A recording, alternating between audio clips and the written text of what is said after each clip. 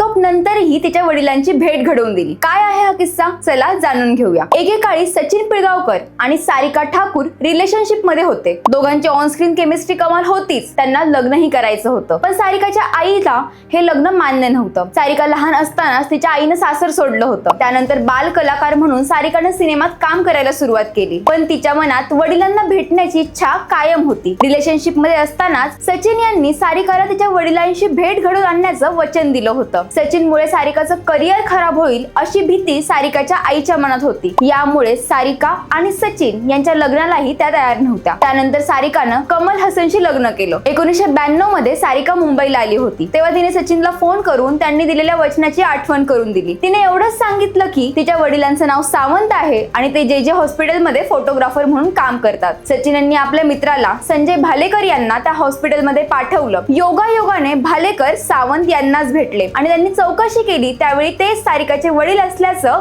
समजलं। सचिन यांनी वेळ ठरवून सारिकाची त्यांच्याशी भेट घडवून आणली। सारिकाने सचिन यांचे आभार मानले आणि आजही सचिन आणि सारिका मधील मैत्री अशीच टिकून आहे। तुमच्या आयुष्यातही असं कोणी आहे का ज्यांचं वचन अजूनही लक्षात आहे? स्टोरी आवडली असेल तर लाईक नक्की करा।